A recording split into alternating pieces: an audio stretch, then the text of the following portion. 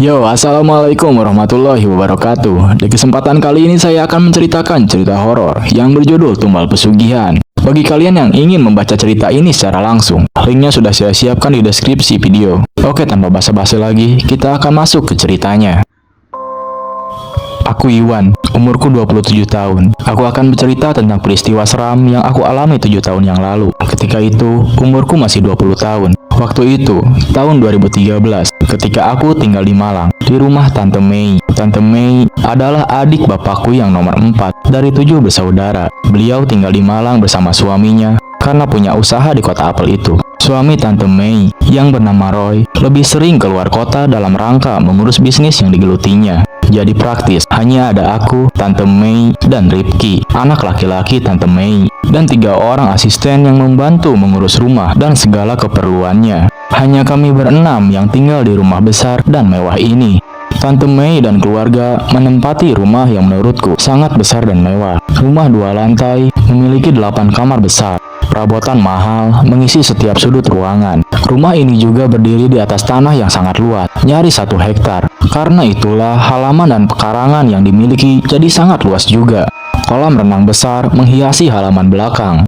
Panas matahari nggak gampang menembus sampai ke permukaan air karena beberapa pohon besar dan rindang berdiri di sekelilingnya. Jadinya, aku yang hanya seorang putra dari pemilik warung kelontong jadi seperti tinggal di istana raja. Lalu, kenapa aku bisa tinggal di rumah itu? Kenapa bisa tinggal di rumah keluarga Tante Mei? Begini ceritanya. Setelah lulus SMA di Jogja, aku sempat menganggur hampir selama 1 tahun. Kenapa nggak kuliah? Karena bapak belum cukup punya uang untuk biaya. Aku bisa mengerti tentang hal itu. Ya sudah, tinggal di Malang saja. Biar tante dan om yang membiayai kuliah kamu. Hitung-hitung sambil menemani tante di rumah, supaya jadi agak rame kan kalau ada kamu. Begitu ucap Tante Mei ketika datang berkunjung dan mengetahui kalau aku menganggur setelah lulus sekolah. Aku sungguh senang mendengarnya. Kebaikan Tante Mei bisa jadi merupakan jalan keluar dari keinginanku untuk kuliah. Ya sudah, bapak dan ibu setuju untuk aku berangkat ke Malang dan tinggal di rumah Tante Mei. Hingga akhirnya,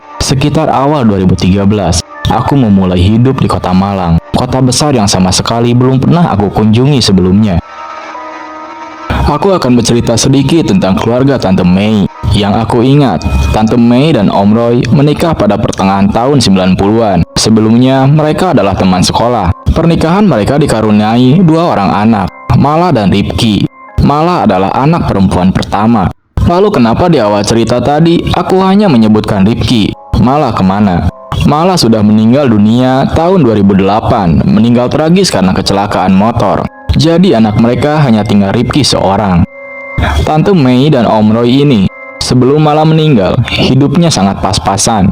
Ia tinggal di Malang, berpindah-pindah rumah kontrakan, karena belum memiliki rumah sendiri. Seringkali aku mendengar kalau mereka meminjam uang dari kakak-kakaknya untuk sekedar menyambung hidup.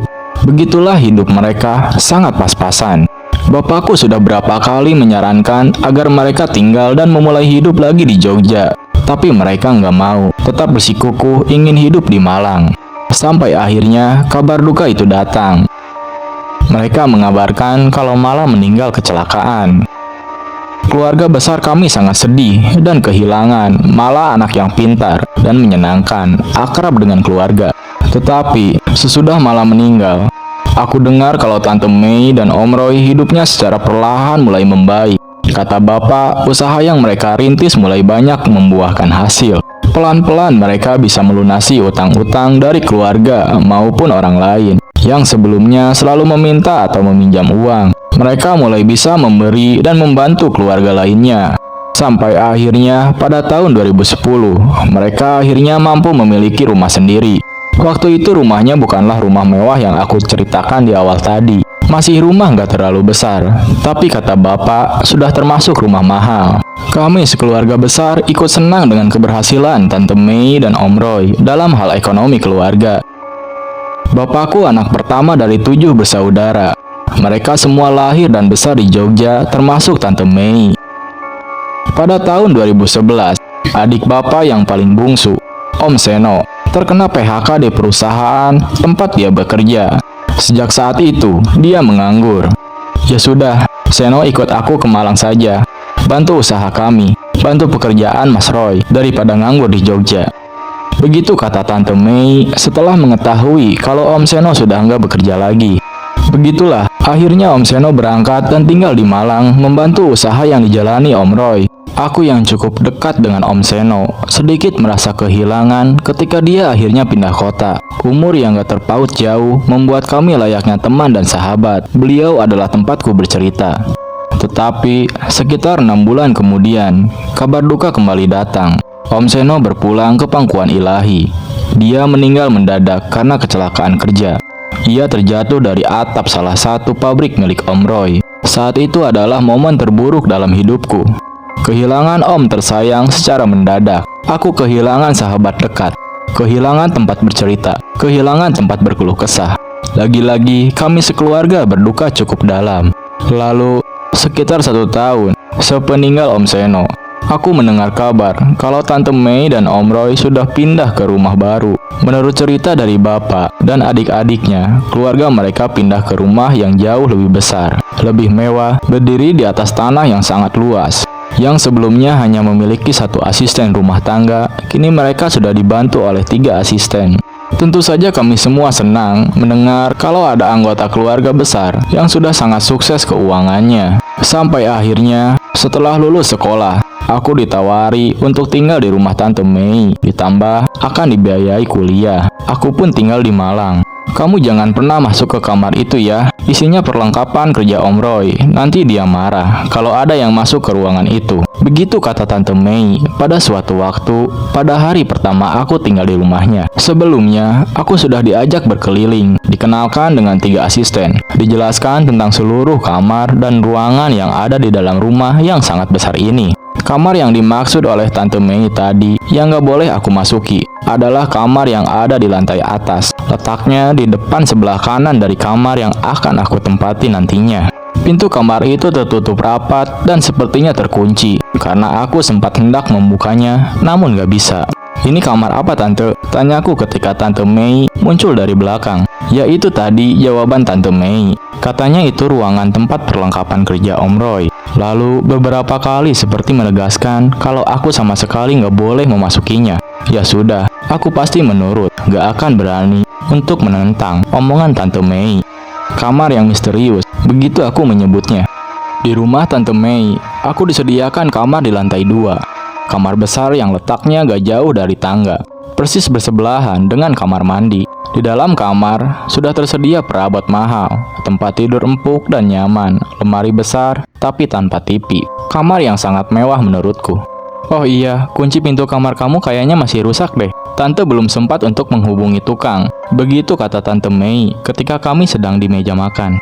Benar adanya, pintu kamarku kuncinya rusak. Bisa tertutup, tapi nggak bisa dikunci. Ya sudah, nggak apalah. Toh di rumah ini terbilang aman. Lagi pula, aku terkesan gak sopan kalau selalu mengunci pintu kamar.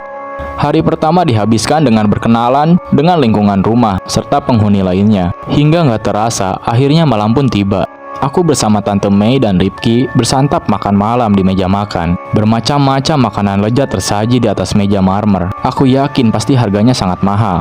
Persis di tengah ruangan, bergantung lampu kristal besar menerangi seisi ruang makan. Sampai pada saat itu, aku belum juga berhenti, terkagum-kagum dengan segala harta di rumah yang dimiliki oleh Tante Mei dan Om Roy. Benar-benar seperti istana, dengan perabotan layaknya untuk raja dan ratu. Sungguh kaya raya mereka. Ya sudah, kamu istirahat dulu sana, pasti capek kan seharian ini. Tante Mei menutup percakapan kami malam itu. Setelah itu, kami masuk ke kamar masing-masing. Oh iya, di lantai 2 aku sendirian. Gak ada lagi yang menempatinya selain aku. Tante Mei dan Ripki masing-masing kamarnya di lantai 1. Para asisten rumah tangga kamarnya di belakang, terpisah dari bangunan utama. Jam 9 malam, aku sudah berada di kamar.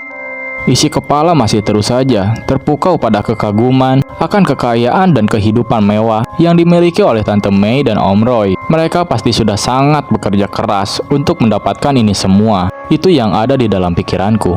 Sekitar jam 11 malam, akhirnya aku bisa tidur. Tidurku cukup nyenyak, tapi nggak lama. Iya, tidur nyenyakku nggak lama. Sekitar jam 2, aku kembali terjaga. Sejak masuk kamar tadi, sengaja aku nggak matikan semua lampu. Aku hanya nyalakan lampu kecil di meja belajar untuk sekedar menerangi, supaya nggak terlalu gelap. Sepertinya, aku terbangun karena semilir angin dingin yang mengelus tubuh. Anginnya berembus masuk melalui pintu kamar yang dalam keadaan terbuka. Pintu kamar terbuka. Ya, aku juga heran. Kok pintu kamar terbuka? Walaupun nggak terbuka penuh, hanya setengah. Padahal aku sangat yakin kalau sebelum tidur, tadi pintu sudah dalam keadaan tertutup. Mungkin karena tertiup angin, jadinya terbuka. Begitu pikiranku. Karena pintu terbuka itulah, aku jadi bisa melihat keluar. Celahnya cukup bagiku untuk memperhatikan gelapnya suasana luar kamar. Ruang tengah lantai 2 sangat gelap, gak ada lampu menyala, satupun juga. Beberapa saat kemudian, aku diam memperhatikan gelap di luar. Belum 100% sadar setelah aku terbangun. Aku juga masih berusaha mengumpulkan niat dan tenaga untuk bangun dari tidur, lalu menutup pintu itu. Seiring bergulirnya waktu, dan mata mulai terbiasa melihat dalam remang. Aku merasa kalau ada yang mengganggu pandangan, walau nggak begitu jelas. Tapi sepertinya aku melihat ada sosok di ruang tengah. Sosok itu berdiri diam memperhatikan aku, yang masih terbaring di tempat tidur. Beberapa detik, aku terus memperhatikan. Sampai kemudian timbul niat mendekati pintu untuk memastikan. Aku bangun dari tempat tidur, lalu aku berjalan ke pintu. Tapi setelah sampai, tiba-tiba bayangan hitam itu nggak ada lagi. Bayangan itu menghilang begitu saja. Atau aku mungkin salah lihat, begitu pikirku. Lalu aku menutup pintu rapat-rapat, dan aku kembali tidur. Hari berikutnya, aku jalani dengan kegiatan yang sedikit banyak. Entah itu membantu pekerjaan rumah, antar jemput Rifki, membantu usaha Tante Mei, apa saja aku lakukan untuk mengisi hari. Belum ada kegiatan perkuliahan, karena waktu itu pendaftaran masuk universitas memang belum dibuka. Seiring berjalannya waktu juga, aku juga jadi lebih akrab dengan penghuni rumah, termasuk dengan para asisten rumah tangga. Mbak, memang kamar atas depan kamarku itu isinya apa sih? Kok sepertinya misterius sekali, nggak ada orang yang boleh masuk. Tanyaku kepada Mbak Nining. Mbak Nining adalah salah satu ART. Oh, kamar itu ya mbak, saya juga nggak tahu. Saya juga nggak pernah boleh masuk walaupun hanya untuk membersihkan. Pintunya kan selalu terkunci. Begitu jawaban Nining. Aku nggak bertanya lebih jauh. Mungkin karena isi kamar itu sangat pribadi bagi Tante Mei dan suami. Jujur selama aku tinggal di kamar atas, beberapa kali aku mendengar suara-suara aneh. Contohnya, beberapa kali aku mendengar suara langkah kaki naik dan turun tangga. Pernah juga ada suara pintu terbuka, entah pintu yang mana, yang cukup membuat merinding. Beberapa kali aku melihat ada bayangan hitam tinggi besar melintas lewat pintu kamar yang tengah malam dalam keadaan terbuka. Padahal aku yakin sudah menutupnya sebelum tidur. Mungkin rumah ini terlalu besar bagi penghuni yang hanya segelintir saja. Jadinya cukup menyeramkan, begitu pikirku. Tapi seiring berjalannya waktu, aku berusaha untuk melupakan dan mengabaikan setiap keanehan yang kurasa. Aku coba untuk sibuk dengan kegiatanku saja. Tetapi ketika sudah hampir 3 bulan tinggal di rumah Tante Mei, walaupun gak begitu jelas, pada akhirnya aku bisa melihat isi kamar misterius itu. Kok bisa? Begini ceritanya. Seperti biasa, sekitar jam 9 malam, aku sudah berada di dalam kamar. Hiburan satu-satunya adalah ponsel kesayangan sambil menunggu ngantuk datang. Dapat dipastikan lampu luar kamar sudah dalam keadaan mati semua. Hanya kamarku saja yang masih terang. Di tengah asiknya bermain HP, selepas jam 10, aku mendengar sesuatu.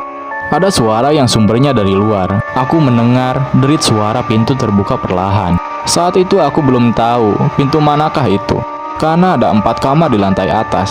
Mungkin terbuka tertiup angin. Begitu pikirku dalam hati. Tapi tiba-tiba terdengar suara lagi. Kali ini sepertinya suara pintu tertutup. Siapa yang keluar masuk salah satu kamar? Entahlah. Setelah itu aku memutuskan untuk mematikan lampu besar dan membiarkan lampu kecil tetap menyala seperti biasanya. Ketika hendak merebahkan tubuh di tempat tidur, lagi-lagi terdengar suara pintu yang terbuka perlahan. Saat itulah timbul rasa penasaran. Aku berniat melihat keluar untuk mengetahui pintu kamar mana yang terbuka. Setelah sudah membuka pintu kamar dan melengok keluar, benar dugaanku. Luar kamar sungguh gelap gulita. Hanya sedikit garisan cahaya dari luar rumah masuk melalui sela-sela jendela yang jadi penerangan. Untuk membantu penglihatan, Aku menggunakan lampu dari ponsel yang ada di tangan sejak tadi. Cahaya terang ponsel menyapu setiap sudut ruangan lantai 2 yang luas ini. Aku jadi bisa melihat cukup jelas, hening dan kosong. Tentunya itulah pemandangan yang ada di hadapan. Sampai akhirnya pandanganku terhenti di salah satu kamar yang pintunya dalam keadaan terbuka. Ternyata kamar yang pintunya terbuka adalah kamar misterius itu.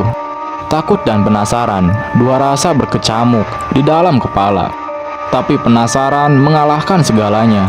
Akhirnya aku memutuskan untuk mendatangi kamar itu. Langkahku pelan mendekat. Tapi walau semakin dekat, tetap hanya melihat pekat.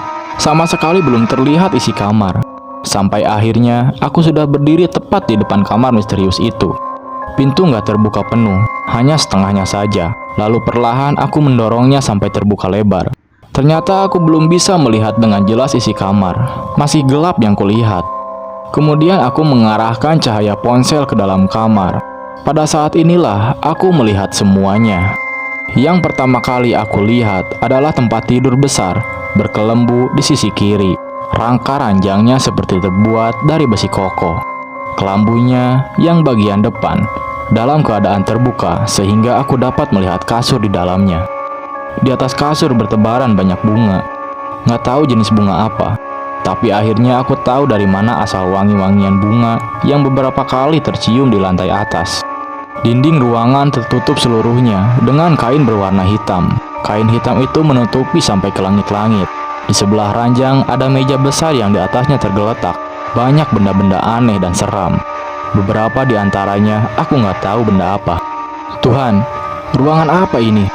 Aku bergumam dalam hati. Walaupun belum sempat melihat semuanya, tetapi aku sudah berniat untuk kembali ke kamarku saja. Aku takut. Tiba-tiba aku mendengar suara.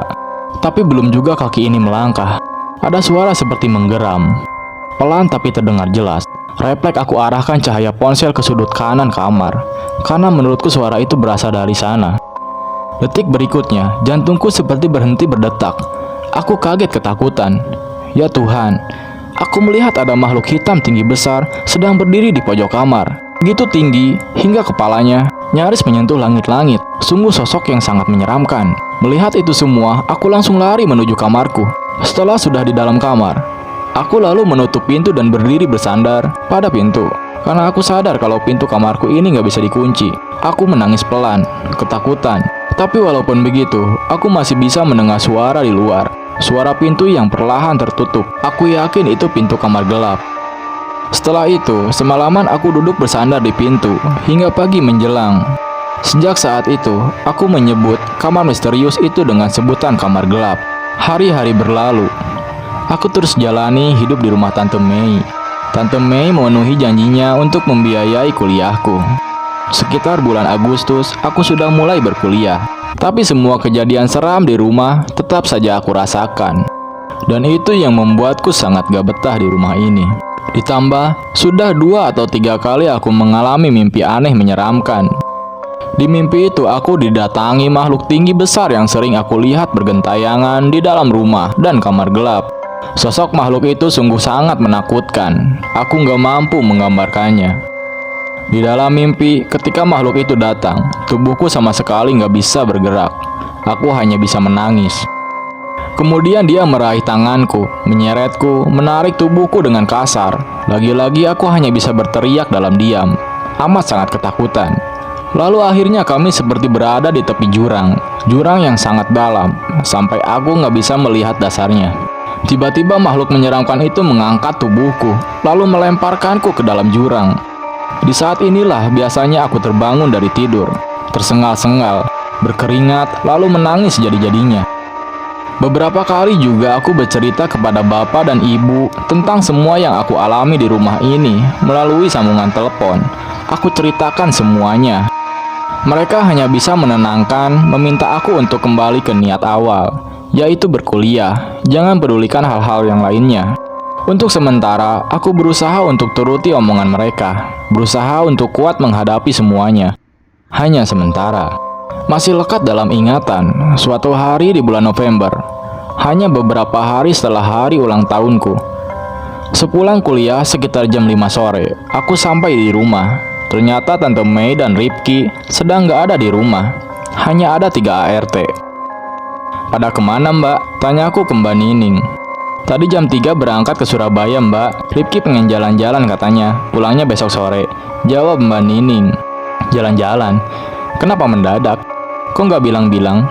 Ya sudahlah, mungkin mereka ada acara mendadak. Yang pasti, aku harus bersiap sendirian di rumah ini. Di rumah besar ini, semalaman. Singkat kata, malam pun tiba. Karena sendirian, setelah makan aku langsung masuk kamar, walaupun masih jam setengah 8. Rumah semakin sepi dan hening. Biasanya terdengar suara TV atau percakapan Tante Mei dan Rifki. Kali ini nggak ada suara sama sekali. Rumah besar ini sangat terasa kosong dan hampa. Malam semakin larut.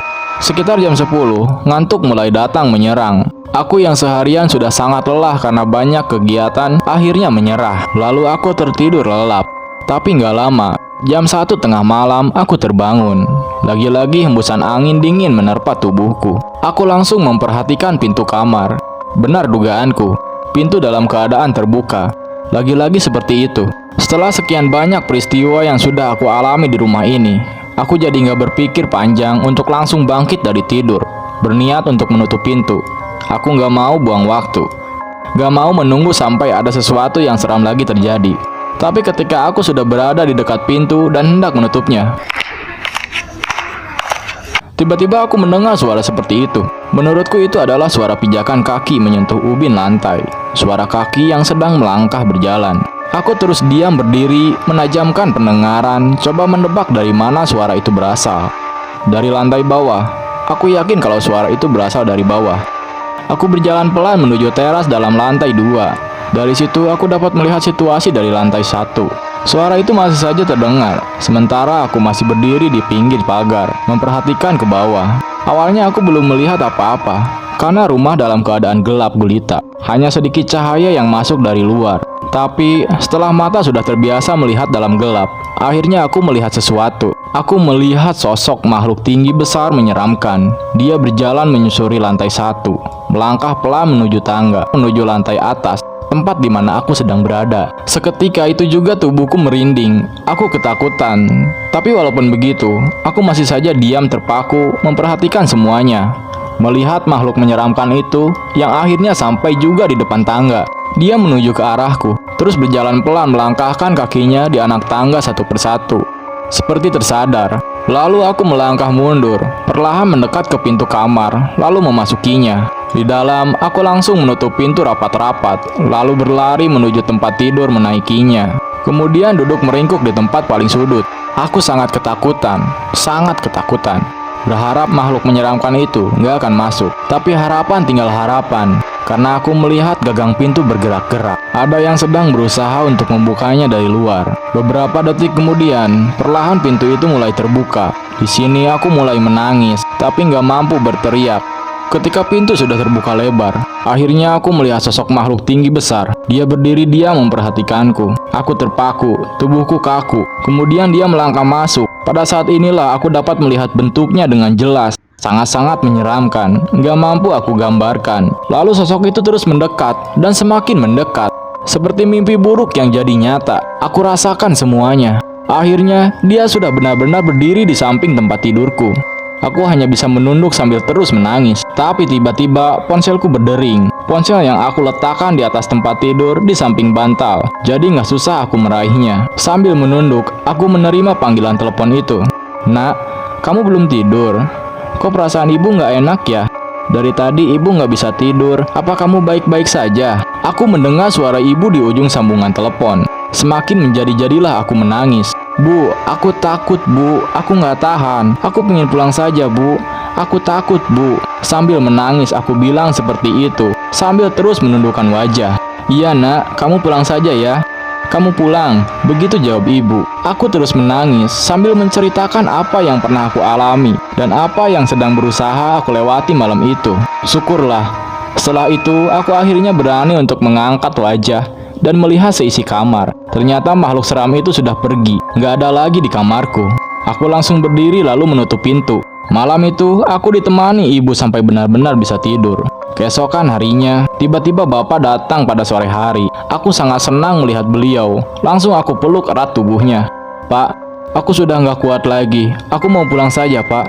Tolong bolehkan aku pulang ya, Pak. Ucapku sambil menangis sesenggukan. Iya, Nak. Bapak juga datang untuk menjemput kamu. Bapak dan Ibu sudah tahu semua. Ayo kita pulang. Begitu kata Bapak. Sore itu juga, aku pulang ke Jogja bersama Bapak, meninggalkan rumah malang dan segala kengeriannya. Terima kasih Tuhan. Aku masih diberi kesempatan untuk hidup. Terima kasih, aku masih terselamatkan.